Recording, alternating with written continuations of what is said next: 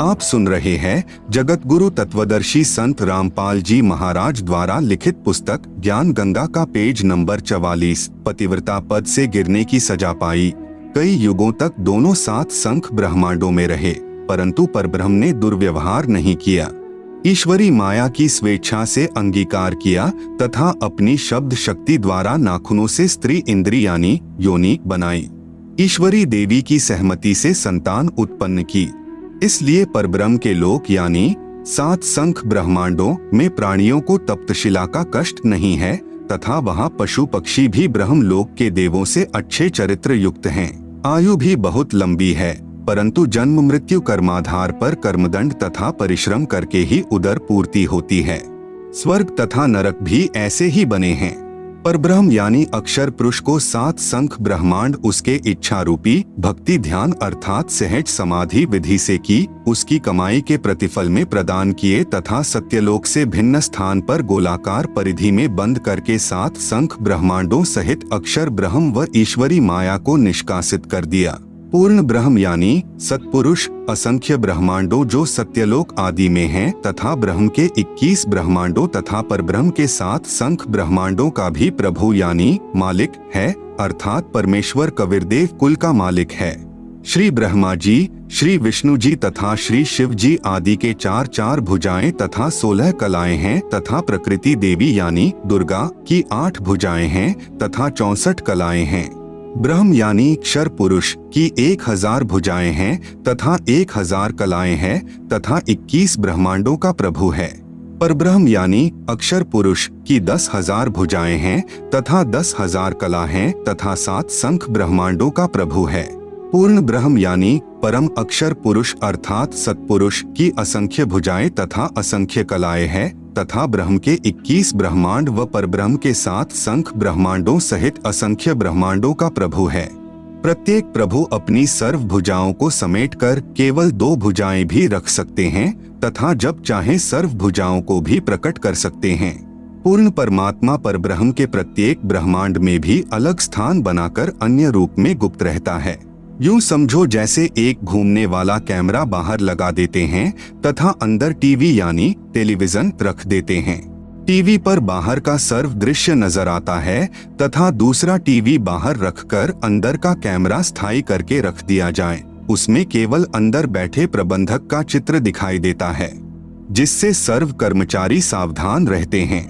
इसी प्रकार पूर्ण परमात्मा अपने सतलोक में बैठकर सर्व को नियंत्रित किए हुए हैं तथा प्रत्येक ब्रह्मांड में भी सतगुरु कबीरदेव विद्यमान रहते हैं, जैसे सूर्य दूर होते हुए भी अपना प्रभाव अन्य लोकों में बनाए हुए है।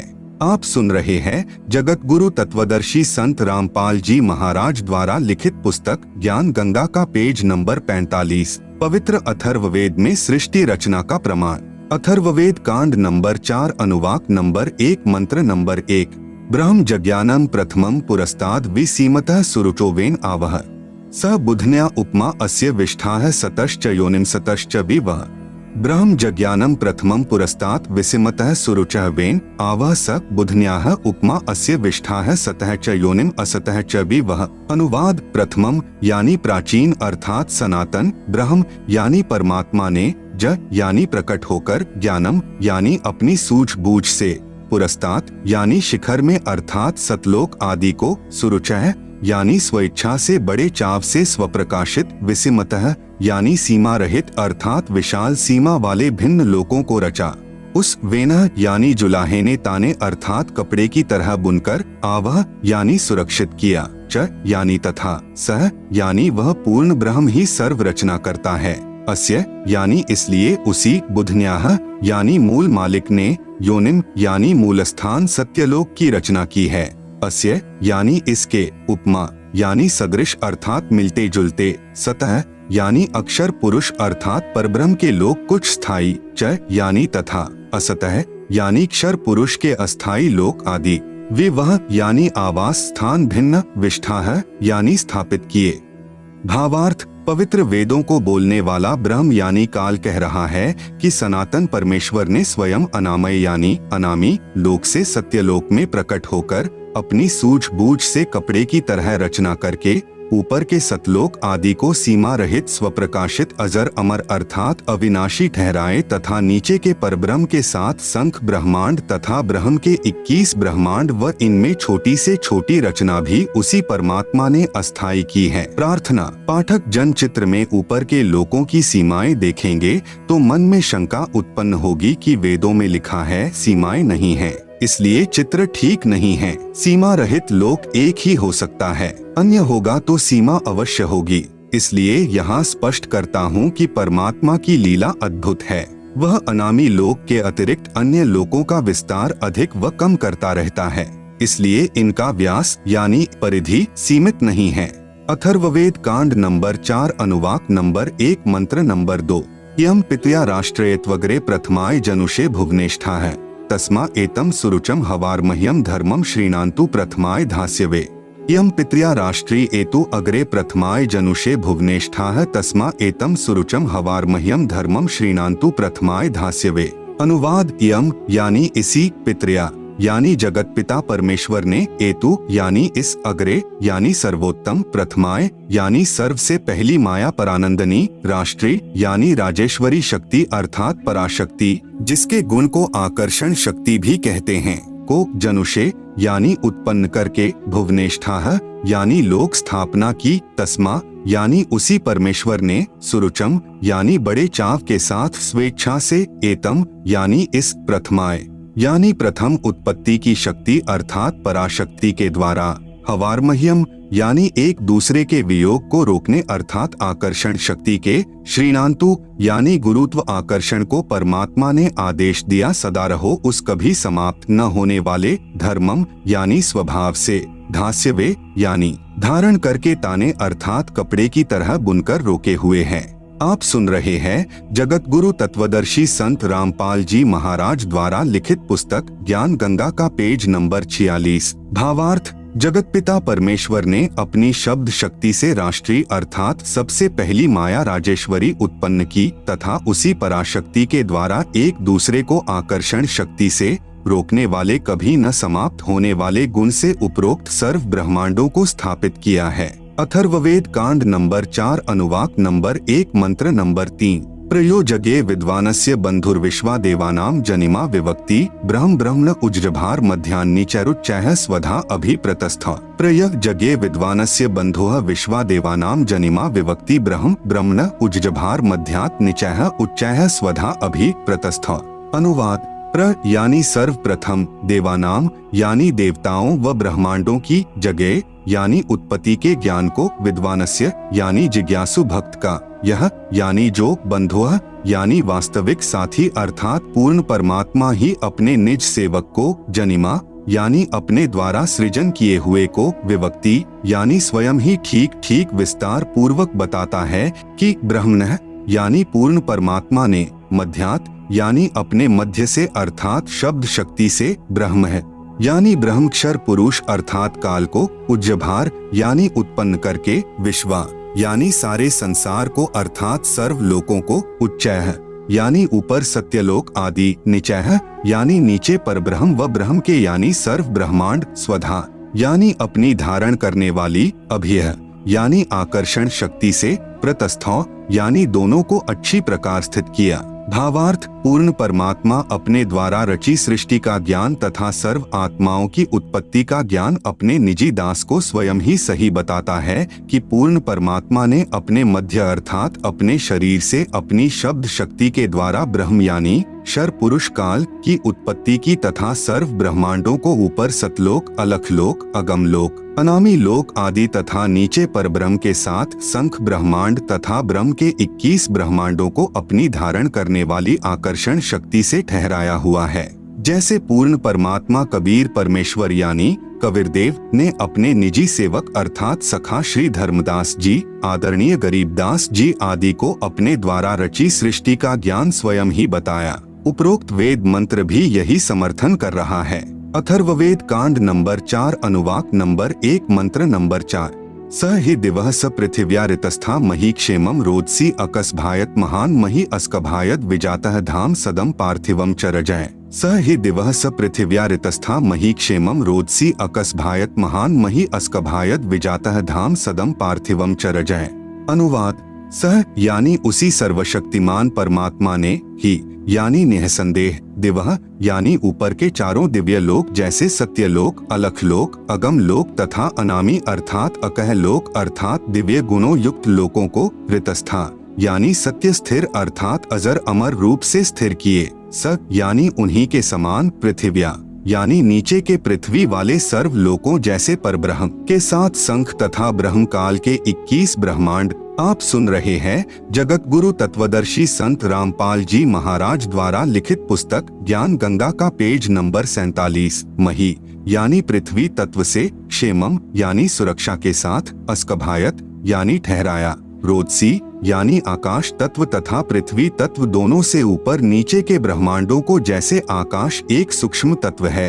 आकाश का गुण शब्द है।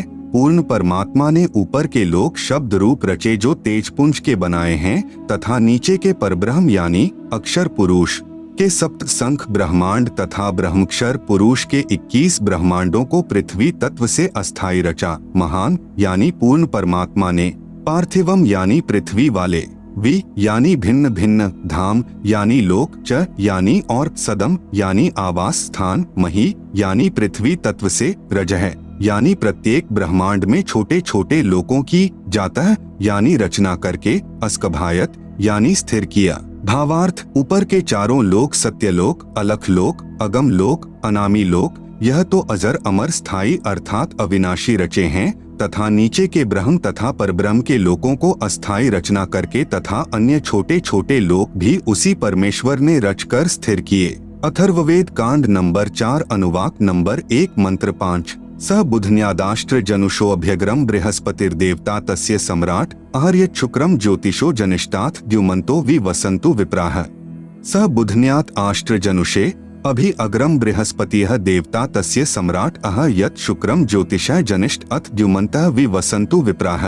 अनुवाद: सह यानी उसी, बुधन्यात यानी मूल मालिक से, अभि अग्रम यानी सर्वप्रथम स्थान पर, आष्ट्र यानी अष्टंगी माया दुर्गा अर्थात प्रकृति देवी, जनुषेह यानी उत्पन्न हुई क्योंकि नीचे के परब्रह्म व ब्रह्म के लोकों का प्रथम स्थान सतलोक है, यह तीसरा धाम भी कहलाता है। तस्य यानी इस दुर्गा का भी मालिक यही, सम्राट यानी राजाधिराज, बृहस्पतिः यानी सबसे बड़ा पति व जगत गुरु देवता यानी परमेश्वर है, यत यानी जिससे, अह यानी सबका वियोग हुआ, अथ यानी इसके बाद, ज्योतिषः यानी ज्योति रूप निरंजन अर्थात काल के, शुक्रम यानी वीर्य अर्थात बीज शक्ति से, जनिष्ठ यानी दुर्गा के उदर से उत्पन्न होकर, विप्राह यानी भक्त आत्माएं, वि यानी अलग से, धूमन्तः यानी मनुष्य लोक तथा स्वर्ग लोक में ज्योति निरंजन के आदेश से दुर्गा ने कहा, वसंतु यानी निवास करो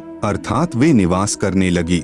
भावार्थ: पूर्ण परमात्मा ने ऊपर के चारों लोकों में से जो नीचे से सबसे प्रथम अर्थात सत्यलोक में आष्ट्रा अर्थात अष्टंगी यानी प्रकृति देवी दुर्गा की उत्पत्ति की।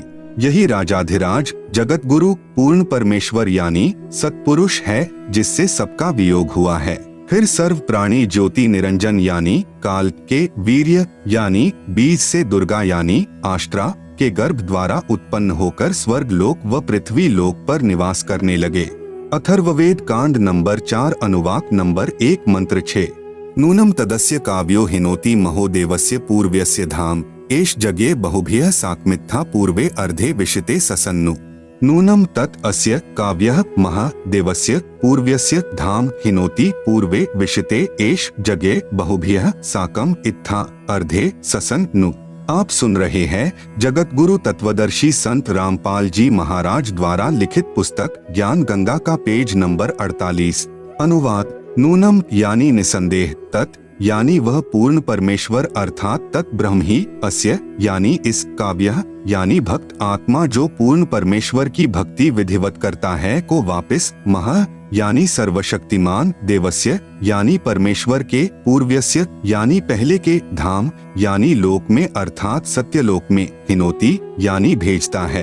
पूर्वे यानी पहले वाले, विशिते यानी विशेष चाहे हुए, एश यानी इस परमेश्वर को, व जगह यानी सृष्टि उत्पत्ति के ज्ञान को जानकर, बहुभ्यः यानी बहुत आनंद, साकम यानी के साथ, अर्धे यानी आधा, ससन यानी सोता हुआ, इत्था यानी विधिवत इस प्रकार, नु यानी सच्ची आत्मा से स्तुति करता है। भावार्थ, वही पूर्ण परमेश्वर सत्य साधना करने वाले साधक को उसी पहले वाले स्थान यानी सत्यलोक में ले जाता है जहाँ से बिछुड़ कर आए थे। वहाँ उस वास्तविक सुखदायी प्रभु को प्राप्त करके खुशी से आत्म विभोर होकर मस्ती से स्तुति करता है कि हे परमात्मा, असंख्य जन्मों के भूले भटकों को वास्तविक ठिकाना मिल गया। इसी का प्रमाण पवित्र ऋग्वेद मंडल 10 सूक्त 90 मंत्र 16 में भी है। आदरणीय गरीबदास जी को इसी प्रकार पूर्ण परमात्मा कबीरदेव यानी कबीर परमेश्वर स्वयं सत्य भक्ति प्रदान करके सत्यलोक लेकर गए थे। तब अपनी अमृतवाणी में आदरणीय गरीबदास जी महाराज ने आंखों देखकर कहा, गरीब अजब नगर में ले गए हमको सतगुरु आन, झिलके बिंब अगाध गति सुते चादरतान। अथर्ववेद कांड नंबर 4 अनुवाक नंबर 1 मंत्र 7। यो अथर्वाणम पित्तरम देव बंधुम बृहस्पतिम नमसाव च गच्छात त्वं विश्वेशाम जनिता यथा स कविर्देवो न दभायत स्वधावान। यह अथर्वाणम पित्तरम देवबंधुम बृहस्पतिम नमसा अव च गच्छात त्वं विश्वेशाम जनिता यथा स कविर्देवः न दभायत स्वधावान। अनुवाद, यह यानी जो, अथर्वाणम यानी अचल अर्थात अविनाशी, पित्तरम यानी जगत पिता, देव बंधुम यानी भक्तों का वास्तविक साथी अर्थात आत्मा का आधार, बृहस्पतिम यानी जगत गुरु, च यानी तथा, नमसा यानी विनम्र पुजारी अर्थात विधिवत साधक को, अव यानी सुरक्षा के साथ, गच्छात यानी सतलोक गए हुओं को अर्थात जिनका पूर्ण मोक्ष हो गया, वे सत्यलोक में जा चुके हैं, उनको सतलोक ले जाने वाला, विश्वेशाम यानी सर्व ब्रह्मांडों की, जनिता यानी रचना करने वाला जगदम्बा अर्थात माता वाले गुणों से भी युक्त, न दभायत यानी काल की तरह धोखा न देने वाले, स्वधावान यानी स्वभाव अर्थात गुणों वाला, यथा यानी ज्यों का त्यों अर्थात वैसा ही, सह यानी वह, त्वम यानी आप, कबीरदेवः कबीरदेवः यानी कबीरदेव है अर्थात भाषा भिन्न इसे कबीर परमेश्वर भी कहते हैं। भावार्थ, इस मंत्र में यह भी स्पष्ट कर दिया कि उस परमेश्वर का नाम कबीरदेव अर्थात कबीर परमेश्वर है जिसने सर्व रचना की है। जो परमेश्वर अचल अर्थात वास्तव में अविनाशी, गीता अध्याय 15 श्लोक 16-17 में भी प्रमाण है।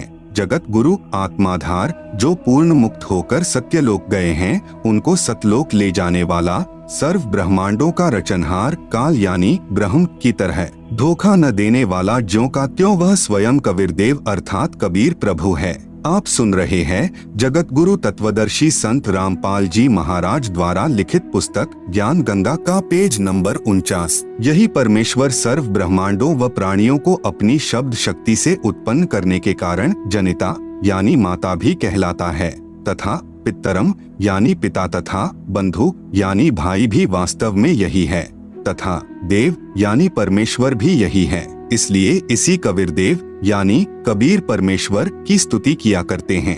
त्वमेव माता च पिता त्वमेव बंधु च सखा त्वमेव विद्या च द्रविणम त्वमेव सर्वम मम देव। इसी परमेश्वर की महिमा का पवित्र ऋग्वेद मंडल नंबर 1 सूक्त नंबर 24 में विस्तृत विवरण है।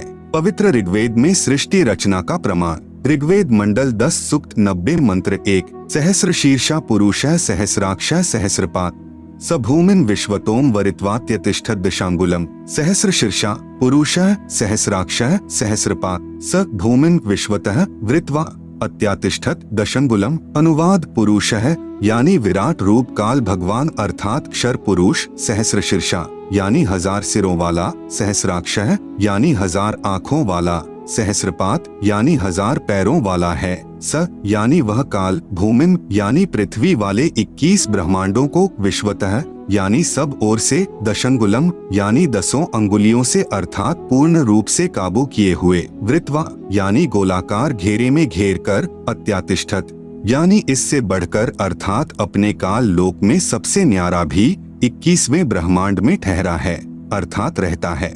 भावार्थ, इस मंत्र में विराट यानी काल ब्रह्म का वर्णन है गीता अध्याय 10-11 में भी इसी काल ब्रह्म का ऐसा ही वर्णन है।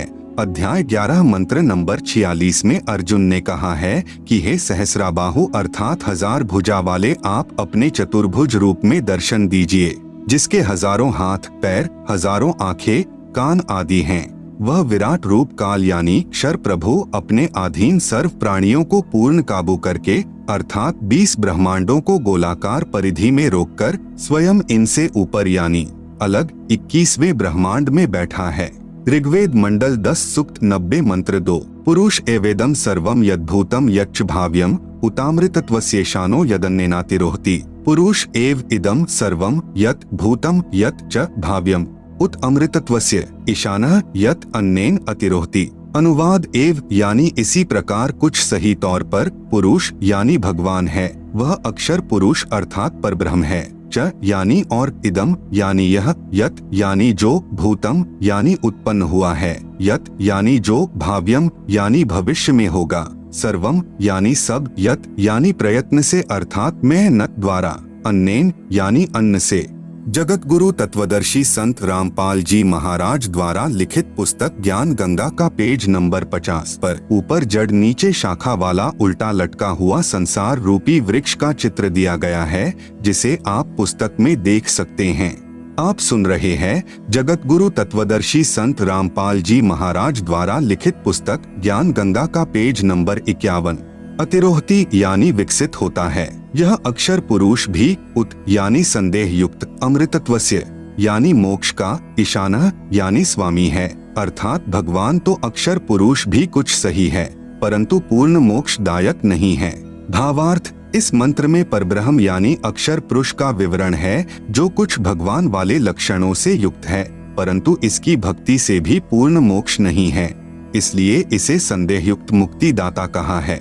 इसे कुछ प्रभु के गुणों युक्त इसलिए कहा है कि यह काल की तरह तप्तशिला पर भून कर नहीं खाता, परंतु इस परब्रह्म के लोक में भी प्राणियों को परिश्रम करके कर्माधार पर ही फल प्राप्त होता है तथा अन्न से ही सर्व प्राणियों के शरीर विकसित होते हैं। जन्म तथा मृत्यु का समय भले ही काल यानी क्षर पुरुष से अधिक है, परंतु फिर भी उत्पत्ति प्रलय तथा 84 लाख योनियों में यातना बनी रहती है। मंडल 10 सूक्त 90 मंत्र 3। एतावानस्य महिमा तो ज्यायाश्च पुरुषः पादोऽस्य विश्वा भूतानि त्रिपादस्यामृतम दिवि। तावान अस्य महिमा अतः ज्यायान च पुरुषः पादः अस्य विश्वा भूतानि त्रिपाद अस्य अमृतम दिवि। अनुवाद अस्य यानी इस अक्षर पुरुष अर्थात परब्रह्म की तो एतावान यानी इतनी ही महिमा यानी प्रभुता है, च यानी तथा, पुरुषः यानी वह परम अक्षर ब्रह्म अर्थात पूर्ण ब्रह्म परमेश्वर तो अतः यानी इससे भी, ज्यायान यानी बड़ा है, विश्वा यानी समस्त, भूतानी यानी क्षर पुरुष तथा अक्षर पुरुष तथा इनके लोकों में तथा सत्यलोक तथा इन लोकों में जितने भी प्राणी हैं, अस्य यानी इस पूर्ण परमात्मा परम अक्षर पुरुष का, पादः यानी एक पैर है अर्थात एक अंश मात्र है, अस्य यानी इस परमेश्वर के, त्रि यानी 3, दिवि यानी दिव्य लोक जैसे सत्यलोक, अलख लोक, अगम लोक, अमृतम यानी अविनाशी, पाद यानी दूसरा पैर है, अर्थात जो भी सर्व ब्रह्मांडों में उत्पन्न है वह सत्य पुरुष पूर्ण परमात्मा का ही अंश या अंग है। भावार्थ, इस ऊपर के मंत्र 2 में वर्णित अक्षर पुरुष यानी परब्रह्म की तो इतनी ही महिमा है तथा वह पूर्ण पुरुष कबीरदेव तो इससे भी बड़ा है, अर्थात सर्वशक्तिमान है तथा सर्व ब्रह्मांड उसी के अंश मात्र पर ठहरे हैं। इस मंत्र में 3 लोकों का वर्णन इसलिए है क्योंकि चौथा अनामी यानी अनामय लोक अन्य रचना से पहले का है। यही 3 प्रभुओं यानी क्षर पुरुष, अक्षर पुरुष तथा इन दोनों से अन्य परम अक्षर पुरुष का विवरण श्रीमद् भगवत गीता अध्याय 15 श्लोक संख्या 16-17 में है। इसी का प्रमाण आदरणीय गरीबदास साहेब जी कहते हैं कि गरीब जाके अर्धरूम पर सकल पसारा, ऐसा पूर्ण ब्रह्म हमारा। गरीब अनंत कोटि ब्रह्मांड का एक रति नहीं भार, सतगुरु पुरुष कबीर हैं कुल के सृजनहार। इसी का प्रमाण आदरणीय दादू साहेब जी कह रहे हैं कि जिन मोह को निज नाम दिया सोई सतगुरु हमार, दादू दूसरा कोई नहीं कबीर सृजनहार।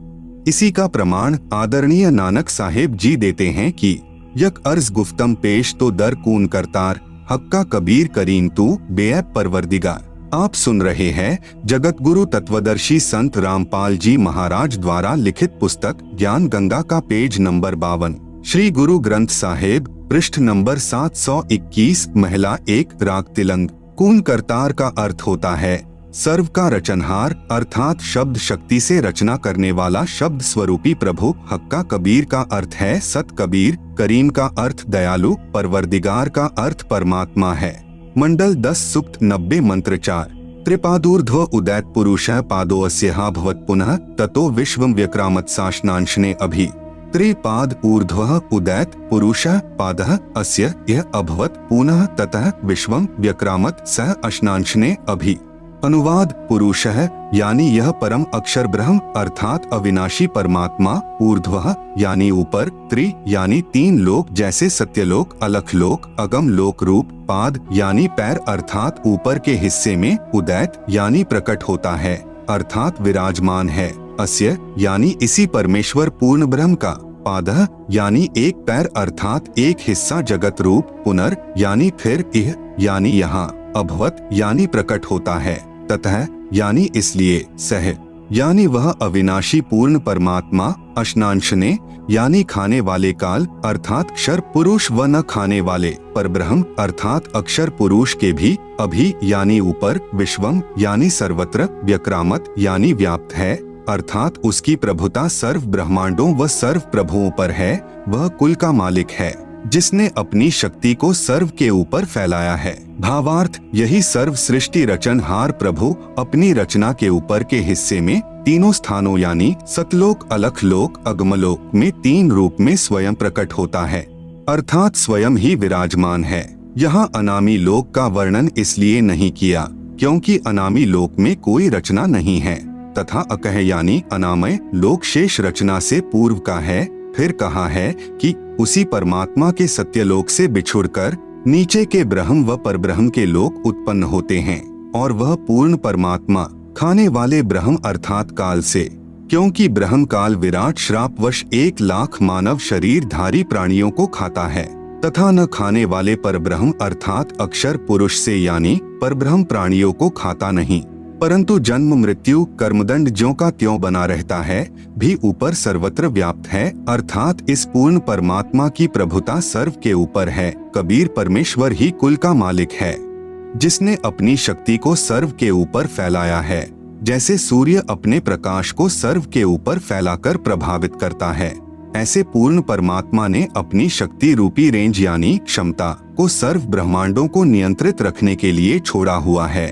जैसे मोबाइल फोन का टावर एक देशीय होते हुए अपनी शक्ति अर्थात मोबाइल फोन की रेंज यानी क्षमता चहुं ओर फैलाए रहता है, इसी प्रकार पूर्ण प्रभु ने अपनी निराकार शक्ति सर्व व्यापक की है, जिससे पूर्ण परमात्मा सर्व ब्रह्मांडों को एक स्थान पर बैठकर नियंत्रित रखता है। आप सुन रहे हैं जगत गुरु तत्वदर्शी संत रामपाल जी महाराज द्वारा लिखित पुस्तक ज्ञान गंगा का पेज नंबर 53। इसी का प्रमाण आदरणीय गरीबदास जी महाराज दे रहे हैं। अमृतवाणी राग कल्याण। 3 चरण चिंतामणि साहेब शेष बदन पर छाए, माता पिता कुल न बंधु न किन्हे जननी जाए। मंडल 10 सुक्त 90 मंत्र 5। तस्माद् विराजायत विराजो अधि पुरुषः सजातो अत्यरिच्यत पश्चात भूमिमथो पुरः। तस्मात् विराट अजायत विराजः अधि पुरुषः स जातः अत्यरिच्यत पश्चात भूमिम अथः पुरः। अनुवाद तस्मात यानी उसके पश्चात उस परमेश्वर सत्य पुरुष की शब्द शक्ति से, विराट यानी विराट अर्थात ब्रह्म जिसे क्षर पुरुष व काल भी कहते हैं, अजायत यानी उत्पन्न हुआ है, पश्चात यानी इसके बाद, विराजः यानी विराट पुरुष अर्थात काल भगवान से, अधि यानी बड़े, पुरुषः यानी परमेश्वर ने, भूमिम यानी पृथ्वी वाले लोक, काल ब्रह्म तथा परब्रह्म के लोक को, अत्यरिच्यत यानी अच्छी तरह रचा, अथः यानी फिर, पुरः यानी अन्य छोटे छोटे लोक, स यानी उस पूर्ण परमेश्वर ने ही, जातः यानी उत्पन्न किया अर्थात स्थापित किया। भावार्थ उपरोक्त मंत्र 4 में वर्णित तीनों लोकों अग्मलोक, अलख लोक तथा सतलोक की रचना के पश्चात पूर्ण परमात्मा ने ज्योति निरंजन ब्रह्म की उत्पत्ति की अर्थात उसी सर्वशक्तिमान परमात्मा पूर्ण ब्रह्म कबीरदेव यानी कबीर प्रभु से ही विराट अर्थात ब्रह्म यानी काल की उत्पत्ति हुई। यही प्रमाण गीता अध्याय 3 मंत्र 15 में है कि अक्षर पुरुष अर्थात अविनाशी प्रभु से ब्रह्म उत्पन्न हुआ। यही प्रमाण अथर्व वेद कांड 4 अनुवाक 1 सूक्त 3 में है कि पूर्ण ब्रह्म से ब्रह्म की उत्पत्ति हुई। उसी पूर्ण ब्रह्म ने भूमिम यानी भूमि आदि छोटे बड़े सर्व लोकों की रचना की। वह पूर्ण ब्रह्म इस विराट भगवान अर्थात ब्रह्म से भी बड़ा है, अर्थात इसका भी मालिक है। मंडल 10 सूक्त 90 मंत्र 15। सप्तास्यासन परिध्यस्त्रः सप्त समिधः कृता देवा यद्यज्ञं तन्वाना अबधनन पुरुषं पशुं। सप्त अस्य आसन परिधयः त्रिसप्त समिधः कृता देवा यत् यज्ञं तन्वानाः अबधनन पुरुषं पशुं। अनुवाद: सप्त यानी 7 संख ब्रह्मांड तो परब्रह्म के तथा त्रिसप्त यानी 21 ब्रह्मांड काल ब्रह्म के, समिधः यानी कर्मदंड दुख रूपी आग से दुखी, कृता यानी करने वाले, परिधयः यानी गोलाकार घेरा रूप सीमा में, आसन यानी विद्यमान है, यत यानी जो, पुरुषम यानी पूर्ण परमात्मा की, यज्ञम यानी विधिवत धार्मिक कर्म अर्थात पूजा करता है, पशुम यानी बलि के पशु रूपी काल के जाल में कर्म बंधन में बंधे, देवा यानी भक्तात्माओं को, तनवाना है यानी काल के द्वारा रचे अर्थात फैलाए पाप कर्म बंधन जाल से, अबधनन यानी बंधन रहित करता है अर्थात बंदी छुड़ाने वाला, बंदी छोड़ है। आप सुन रहे हैं जगत गुरु तत्वदर्शी संत रामपाल जी महाराज द्वारा लिखित पुस्तक ज्ञान गंगा का पेज नंबर 54। भावार्थ: 7 संख ब्रह्मांड पर ब्रह्म के तथा 21 ब्रह्मांड ब्रह्म के हैं, जिनमें गोलाकार सीमा में बंद पाप कर्मों की आग में जल रहे प्राणियों को वास्तविक पूजा विधि बताकर सही उपासना करवाता है, जिस कारण से बलि दिए जाने वाले पशु की तरह जन्म मृत्यु के काल यानी ब्रह्म के खाने के लिए तप्तशिला के कष्ट से पीड़ित भक्तात्माओं को काल के कर्म बंधन के फैलाए जाल को तोड़कर बंधन रहित करता है, अर्थात बंधन छुड़वाने वाला बंदी छोड़ है। इसी का प्रमाण पवित्र यजुर्वेद अध्याय 5 मंत्र 32 में है कि कविरंघारिसी, कविर यानी कबीर परमेश्वर, अंग यानी पाप का, अरि यानी शत्रु, असी यानी है अर्थात पाप विनाशक कबीर है, बंभारिसी बंभारी यानी बंधन का शत्रु अर्थात बंदी छोड़ कबीर परमेश्वर, असी यानी है। मंडल 10 सूक्त 90 मंत्र 16। यज्ञेन यज्ञमयजंत देवास्तानि धर्माणि प्रथमान्यासन तेह नाकम महिमानः सचंत यत्र पूर्वे साध्याः सन्ति देवाः। यज्ञेन अयज्ञम अयजंत देवाः तानि धर्माणि प्रथमानि आसन ते ह नाकम महिमान सचंत यत्र पूर्वे साध्याः सन्ति देवाः। अनुवाद: जो देवाः यानी निर्विकार देव स्वरूप भक्तात्माएं, अयज्ञम यानी अधूरी गलत धार्मिक पूजा के स्थान पर, यज्ञेन यानी सत्य भक्ति धार्मिक कर्म के आधार पर, अयजंत यानी पूजा करते हैं, तानी यानी वे, धर्माणी यानी धार्मिक शक्ति संपन्न, प्रथमानी यानी मुख्य अर्थात उत्तम, आसन यानी हैं, तेह यानी वे ही वास्तव में, महिमानः यानी महान भक्ति शक्ति युक्त होकर, साध्याः यानी सफल भक्त जन, नाकम यानी पूर्ण सुखदायक परमेश्वर को, सचंत यानी भक्ति निमित्त कारण अर्थात सतभक्ति की कमाई से प्राप्त होते हैं, वे वहां चले जाते हैं, यत्र यानी जहां पर, पूर्वे यानी पहले वाली सृष्टि के, देवाः यानी पाप रहित देव स्वरूप भक्त आत्माएं, संति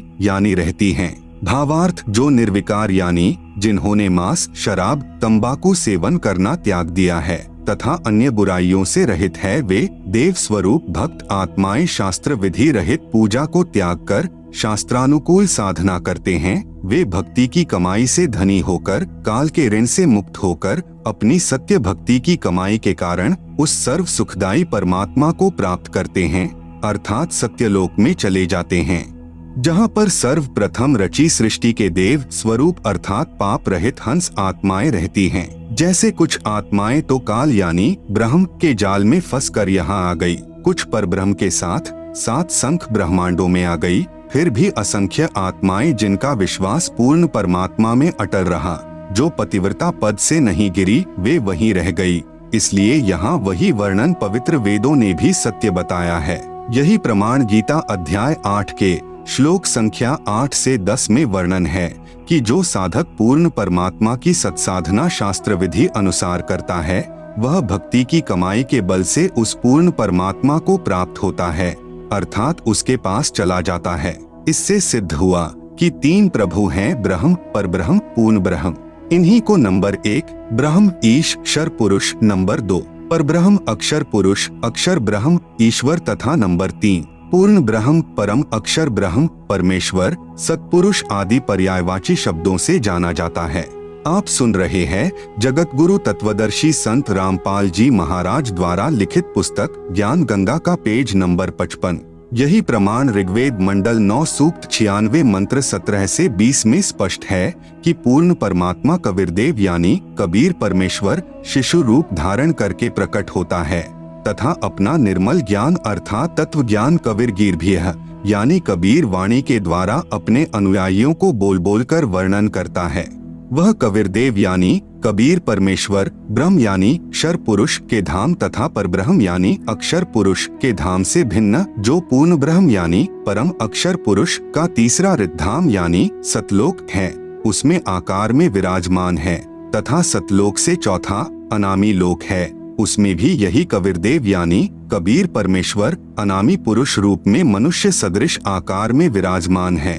पवित्र श्रीमद् देवी महापुराण में सृष्टि रचना का प्रमाण ब्रह्मा विष्णु तथा शिव के माता पिता दुर्गा और ब्रह्म के योग से ब्रह्मा विष्णु और शिव का जन्म। पवित्र श्रीमद् देवी महापुराण तीसरा स्कंद अध्याय 1 से 3 गीता प्रेस गोरखपुर से प्रकाशित। अनुवादकर्ता श्री हनुमान प्रसाद पोद्दार तथा चिमन लाल गोस्वामी जी।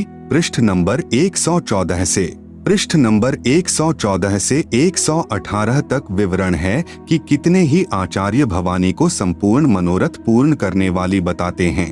वह प्रकृति कहलाती है तथा ब्रह्म के साथ अभेद संबंध है। जैसे पत्नी को अर्धांगिनी भी कहते हैं अर्थात दुर्गा ब्रह्म यानी काल की पत्नी है। एक ब्रह्मांड की सृष्टि रचना के विषय में राजा श्री परीक्षित के पूछने पर श्री व्यास जी ने बताया कि मैंने श्री नारद जी से पूछा था कि हे देवर्षे इस ब्रह्मांड की रचना कैसे हुई। मेरे इस प्रश्न के उत्तर में श्री नारद जी ने कहा कि मैंने अपने पिता श्री ब्रह्मा जी से पूछा था कि हे पिताश्री इस ब्रह्मांड की रचना आपने की या श्री विष्णु जी इसके रचयिता हैं या शिव जी ने रचा है, सच सच बताने की कृपा करें। तब मेरे पूज्य पिता श्री ब्रह्मा जी ने बताया कि बेटा नारद मैंने अपने आप को कमल के फूल पर बैठा पाया था। मुझे नहीं मालूम इस अगाध जल में मैं कहां से उत्पन्न हो गया। 1000 वर्ष तक पृथ्वी का अन्वेषण करता रहा, कहीं जल का ओरछोर नहीं पाया। फिर आकाशवाणी हुई कि तप करो। 1000 वर्ष तक तप किया, फिर से सृष्टि करने की आकाशवाणी हुई। इतने में मधु और कैटभ नाम के 2 राक्षस आए। उनके भय से मैं कमल का डंठल पकड़कर नीचे उतरा। वहां भगवान विष्णु जी शेष शैया पर अचेत पड़े थे। उनमें से एक स्त्री यानी प्रेतवत प्रविष्ट दुर्गा निकली। वह आकाश में आभूषण पहने दिखाई देने लगी। तब भगवान विष्णु होश में आए। अब मैं तथा विष्णु जी 2 थे। इतने में भगवान शंकर भी आ गए। देवी ने हमें विमान में बैठाया तथा ब्रह्मलोक में ले गई। वहाँ एक ब्रह्मा एक विष्णु तथा एक शिव को और देखा। फिर एक देवी देखी। उसे देखकर विष्णु जी ने विवेक पूर्वक निम्न वर्णन किया। ब्रह्म काल ने भगवान विष्णु को चेतना प्रदान कर दी। उसको अपने बाल्यकाल की याद आई, तब बचपन की कहानी सुनाई। आप सुन रहे हैं जगत गुरु तत्वदर्शी संत रामपाल जी महाराज द्वारा लिखित पुस्तक ज्ञान गंगा का पेज नंबर 56 पृष्ठ नंबर 119 से 120 पर भगवान विष्णु जी ने श्री ब्रह्मा जी तथा श्री शिव जी से कहा कि यह हम तीनों की माता है। यही जगत जननी प्रकृति देवी है। मैंने इस देवी को तब देखा था जब मैं छोटा सा बालक था। यह मुझे पालने में झुला रही थी। तीसरा स्कंद पृष्ठ नंबर 123 पर श्री विष्णु जी ने श्री दुर्गा जी की स्तुति करते हुए कहा, तुम शुद्ध स्वरूपा हो। यह सारा संसार तुम्ही से उद्भासित हो रहा है। मैं यानी विष्णु ब्रह्मा और शंकर हम सभी तुम्हारी कृपा से ही विद्यमान हैं। हमारा आविर्भाव यानी जन्म और तिरोभाव यानी मृत्यु हुआ करता है। अर्थात हम तीनों देव नाशवान हैं। केवल तुम ही नित्य यानी अविनाशी हो, जगत जननी हो, प्रकृति देवी हो। भगवान शंकर बोले, देवी यदि महाभाग विष्णु तुम ही से प्रकट यानी उत्पन्न हुए हैं तो उनके बाद उत्पन्न होने वाले ब्रह्मा भी तुम्हारे ही बालक हुए। फिर मैं तमोगुणी लीला करने वाला शंकर क्या तुम्हारी संतान नहीं हुआ, अर्थात मुझे भी उत्पन्न करने वाली तुम ही हो।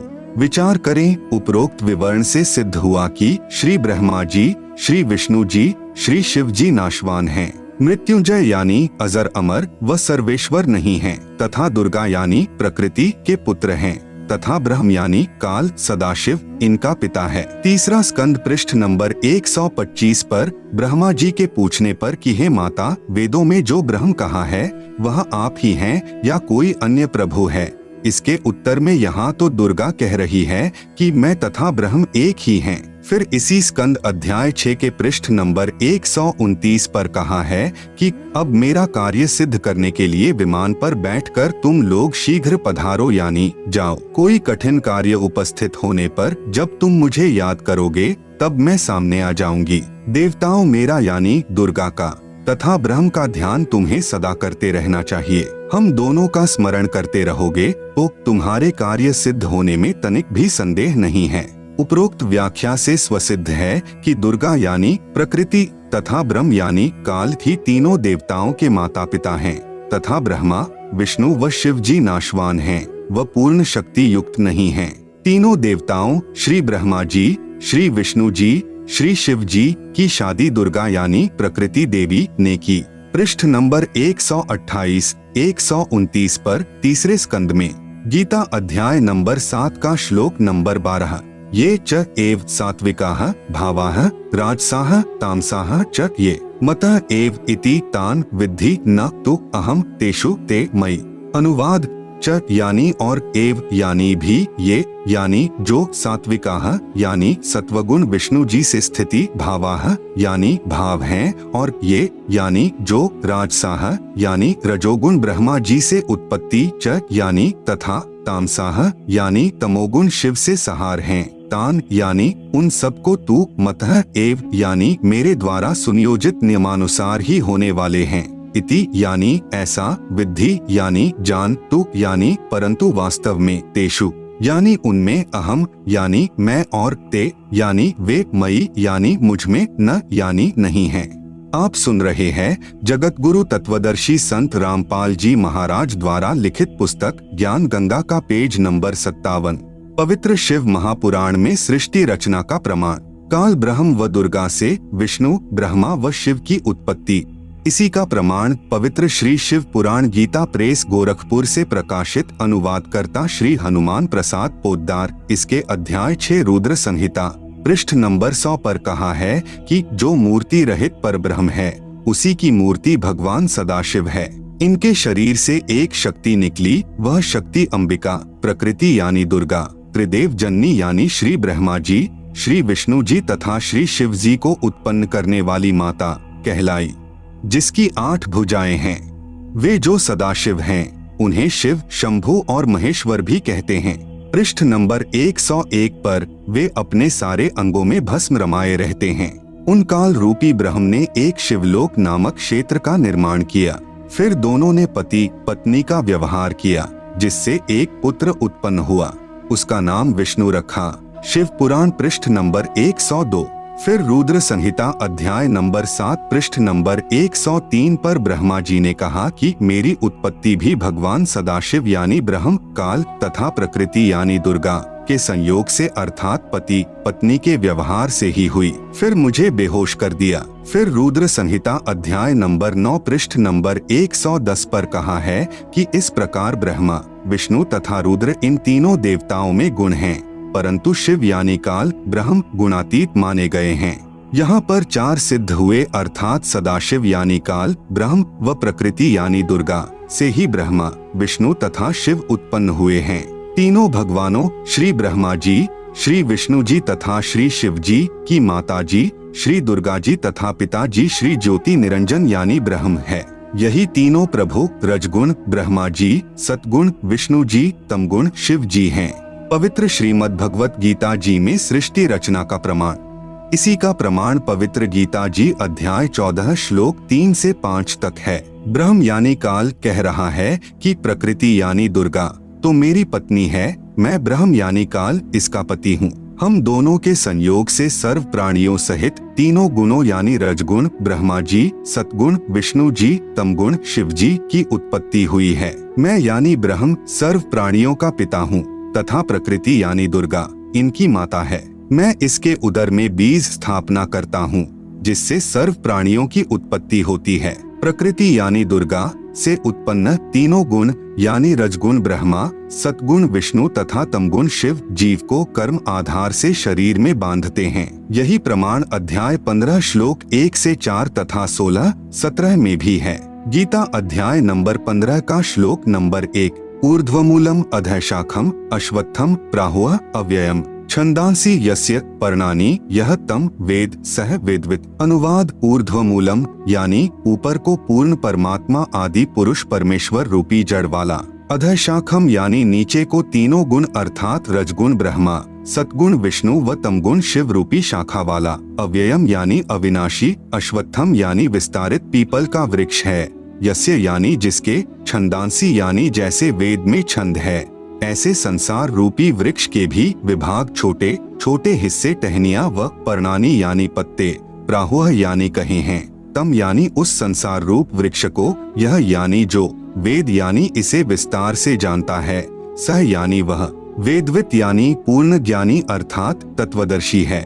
आप सुन रहे हैं जगत गुरु तत्वदर्शी संत रामपाल जी महाराज द्वारा लिखित पुस्तक ज्ञान गंगा का पेज नंबर 58। गीता अध्याय नंबर 15 का श्लोक नंबर 2, अधः च ऊर्ध्वं प्रसृताः तस्य शाखाः गुण प्रवृद्धाः विश्व प्रवालाः अधः च मूलानि अनुसंततानि कर्मानुबंधीनि मनुष्यलोके। अनुवाद तस्य यानी उस वृक्ष की, अधः यानी नीचे, च यानी और ऊर्ध्वम यानी ऊपर, गुण प्रवृद्धाः यानी तीनों गुणों ब्रह्मा, रजगुण विष्णु सतगुण शिव तमगुण रूपी, प्रसृता यानी फैली हुई, विश्व प्रवाला है यानी विकार काम क्रोध मोह लोभ अहंकार रूपी कोपल, शाखा है यानी डाली ब्रह्मा विष्णु शिव, कर्मानुबंधीनी यानी जीव को कर्मों में बांधने की, मूलानी यानी जड़े अर्थात मुख्य कारण हैं, च यानी तथा, मनुष्यलोके यानी मनुष्यलोक अर्थात पृथ्वी लोक में, अधः यानी नीचे नरक 84 लाख जूनियों में, ऊर्ध्वम यानी ऊपर स्वर्ग लोक आदि में,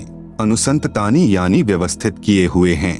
गीता अध्याय नंबर 15 का श्लोक नंबर 3, न रूपम अस्य इह तथा उपलभ्यते न अंतः न च आदिह न च संप्रतिष्ठा अश्वत्थम एनम सुविरूढ़ मूलम असंगशस्त्रेण दृढ़ेन छित्वा।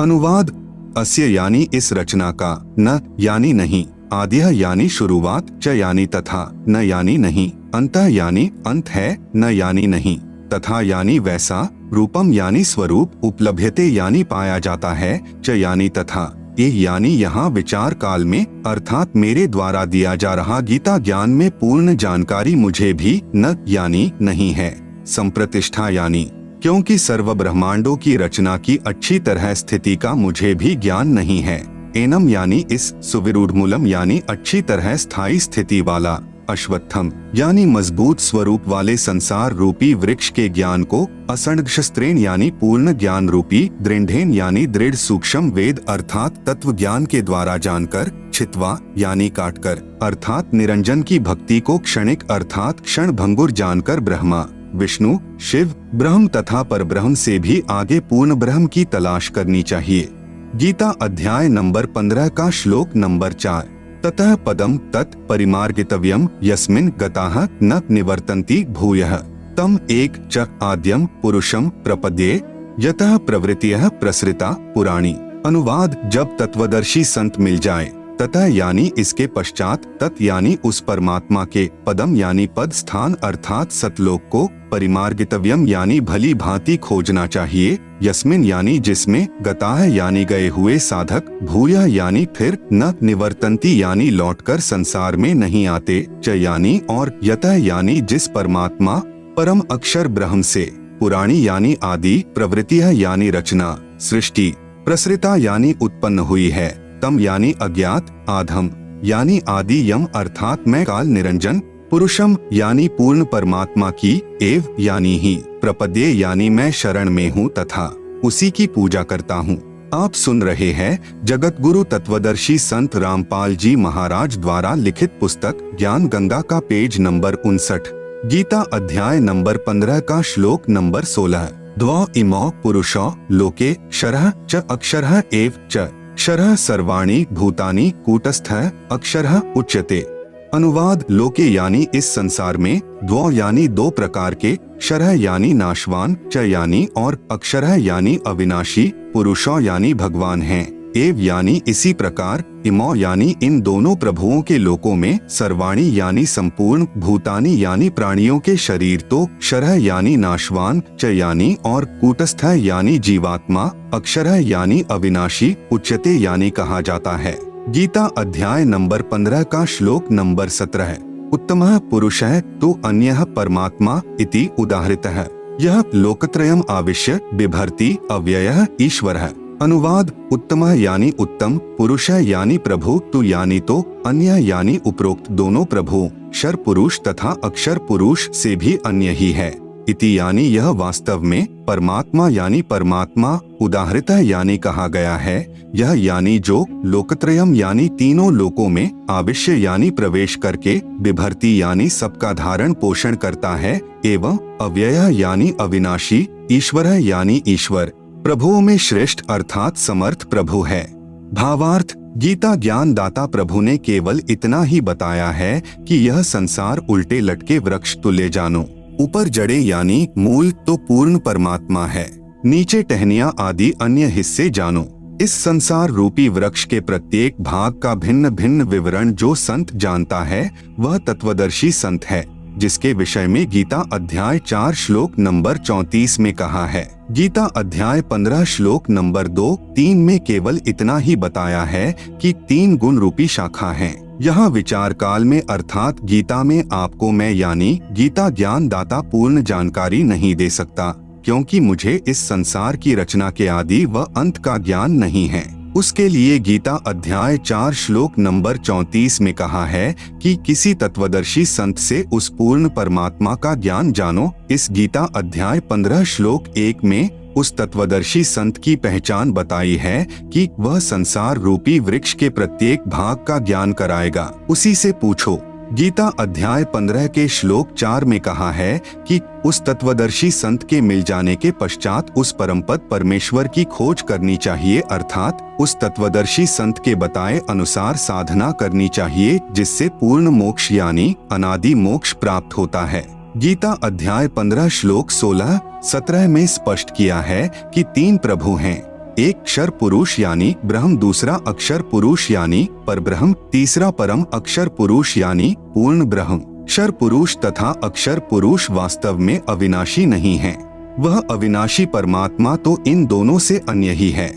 वही तीनों लोकों में प्रवेश करके सर्व का धारण पोषण करता है। उपरोक्त श्रीमद् भगवत गीता अध्याय 15 श्लोक 1 से 4 तथा 16-17 में यह प्रमाणित हुआ कि उल्टे लटके हुए संसार रूपी वृक्ष की मूल अर्थात जड़ तो परम अक्षर ब्रह्म अर्थात पूर्ण ब्रह्म है, जिससे पूर्ण वृक्ष का पालन होता है, तथा वृक्ष का जो हिस्सा पृथ्वी के तुरंत बाहर जमीन के साथ दिखाई देता है वह तना होता है, उसे अक्षर पुरुष अर्थात परब्रह्म जानो। आप सुन रहे हैं जगत गुरु तत्वदर्शी संत रामपाल जी महाराज द्वारा लिखित पुस्तक ज्ञान गंगा का पेज नंबर 60। उस तने से ऊपर चलकर अन्य मोटी डार निकलती है, उनमें से एक डार को ब्रह्म अर्थात क्षर पुरुष जानो तथा उसी डार से अन्य 3 शाखाएं निकलती हैं, उन्हें ब्रह्मा, विष्णु तथा शिव जानो तथा शाखाओं से आगे पत्ते रूप में सांसारिक प्राणी जानो। उपरोक्त गीता अध्याय 15 श्लोक 16-17 में स्पष्ट है कि क्षर पुरुष यानी ब्रह्म तथा अक्षर पुरुष यानी परब्रह्म तथा इन दोनों के लोकों में जितने प्राणी हैं उनके स्थूल शरीर तो नाशवान हैं तथा जीवात्मा अविनाशी है, अर्थात उपरोक्त दोनों प्रभु व इनके अंतर्गत सर्व प्राणी नाशवान हैं। भले ही अक्षर पुरुष यानी परब्रह्म को अविनाशी कहा है, परंतु वास्तव में अविनाशी परमात्मा तो इन दोनों से अन्य है। वह तीनों लोकों में प्रवेश करके सबका पालन पोषण करता है। उपरोक्त विवरण में 3 प्रभुओं का भिन्न भिन्न विवरण दिया है। पवित्र बाइबल तथा पवित्र कुरान शरीफ में सृष्टि रचना का प्रमाण, इसी का प्रमाण पवित्र बाइबल में तथा पवित्र कुरान शरीफ में भी है। कुरान शरीफ में पवित्र बाइबल का भी ज्ञान है, इसलिए इन दोनों पवित्र सद्ग्रंथों ने मिलजुल कर प्रमाणित किया है कि कौन तथा कैसा है सृष्टि रचनहार तथा उसका वास्तविक नाम क्या है। पवित्र बाइबल उत्पत्ति ग्रंथ पृष्ठ नंबर 2 पर, चैप्टर 1 वर्सेस 20, चैप्टर 2 वर्सेस 5 पर, 6वां दिन प्राणी और मनुष्य अन्य प्राणियों की रचना करके। 26 फिर परमेश्वर ने कहा, हम मनुष्य को अपने स्वरूप के अनुसार अपनी समानता में बनाएं, जो सर्व प्राणियों को काबू रखेगा। 27 तब परमेश्वर ने मनुष्य को अपने स्वरूप के अनुसार उत्पन्न किया, अपने ही स्वरूप के अनुसार परमेश्वर ने उसको उत्पन्न किया, नर और नारी करके मनुष्यों की सृष्टि की। 29 प्रभु ने मनुष्यों के खाने के लिए जितने बीज वाले छोटे पेड़ तथा जितने पेड़ों में बीज वाले फल होते हैं वे भोजन के लिए प्रदान किए हैं, मांस खाना नहीं कहा है। 7वां दिन विश्राम का दिन। परमेश्वर ने 6 दिन में सर्व सृष्टि की उत्पत्ति की तथा 7वें दिन विश्राम किया। पवित्र बाइबल ने सिद्ध कर दिया कि परमात्मा मानव सदृश शरीर में है, जिसने 6 दिन में सर्व सृष्टि की रचना की तथा फिर विश्राम किया। पवित्र कुरान शरीफ सूरत फुरकानी 25 आयत नंबर 52, 58, 59, आयत 52 फला तुतियल काफिरन व जहिदहुम बिही जिहादन कबीरा यानी कबीरन। इसका भावार्थ है कि हजरत मोहम्मद जी का खुदा यानी प्रभु कह रहा है कि हे पैगंबर, आप काफिरों यानी जो एक प्रभु की भक्ति त्याग कर अन्य देवी देवताओं तथा मूर्ति आदि की पूजा करते हैं का कहा मत मानना, क्योंकि वे लोग कबीर को पूर्ण परमात्मा नहीं मानते। आप मेरे द्वारा दिए इस कुरान के ज्ञान के आधार पर अटल रहना कि कबीर ही पूर्ण प्रभु है तथा कबीर अल्लाह के लिए संघर्ष करना यानी लड़ना नहीं, अर्थात अडिग रहना। आप सुन रहे हैं जगत गुरु तत्वदर्शी संत रामपाल जी महाराज द्वारा लिखित पुस्तक ज्ञान गंगा का पेज नंबर 61 आयत 58 व तवक्कल अलल हरूल्लजीला यमूतु व सब्बे बिहमदिही व कफा बिही बिजुनूबी इबादिही खबीरा यानी कबीरा। भावार्थ है कि हजरत मोहम्मद जी जिसे अपना प्रभु मानते हैं वह अल्लाह यानी प्रभु किसी और पूर्ण प्रभु की तरफ संकेत कर रहा है कि यह पैगंबर उस कबीर परमात्मा पर विश्वास रख जो तुझे जिंदा महात्मा के रूप में आकर मिला था। वह कभी मरने वाला नहीं है, अर्थात वास्तव में अविनाशी है। तारीफ के साथ उसकी पाकी यानी पवित्र महिमा का गुणगान किए जा। वह कबीर अल्लाह यानी कबीरदेव पूजा के योग्य है तथा अपने उपासकों के सर्व पापों को विनाश करने वाला है। आयत 59 अलजी खलक समावाती वलर्ज वमा बैनहुमा फी सित्तती अयामिन सुम्मस्तवा अल्लर्शी अर्रहमानु फसल बिही खबीरन यानी कबीरन। भावार्थ है कि हजरत मोहम्मद को कुरान शरीफ बोलने वाला प्रभु यानी अल्लाह कह रहा है कि वह कबीर प्रभु वही है जिसने जमीन तथा आसमान के बीच में जो भी विद्यमान है सर्व सृष्टि की रचना 6 दिन में की तथा 7वें दिन ऊपर अपने सत्यलोक में सिंहासन पर विराजमान हो गया यानी बैठ गया। उसके विषय में जानकारी किसी बाखबर यानी तत्वदर्शी संत से पूछो। उस पूर्ण परमात्मा की प्राप्ति कैसे होगी तथा वास्तविक ज्ञान तो किसी तत्वदर्शी संत यानी बाखबर से पूछो, मैं नहीं जानता। उपरोक्त दोनों पवित्र धर्मों यानी ईसाई तथा मुसलमान के पवित्र शास्त्रों ने भी मिलजुल कर प्रमाणित कर दिया कि सर्व सृष्टि रचनहार, सर्व पाप विनाशक, सर्व शक्तिमान अविनाशी परमात्मा मानव सदृश शरीर में आकार में है तथा सत्यलोक में रहता है। उसका नाम कबीर है, उसी को अल्लाहु अकबिरू भी कहते हैं। आदरणीय धर्मदास जी ने पूज्य कबीर प्रभु से पूछा कि हे सर्वशक्तिमान, आज तक यह तत्व ज्ञान किसी ने नहीं बताया, वेदों के मर्मज्ञ ज्ञानियों ने भी नहीं बताया।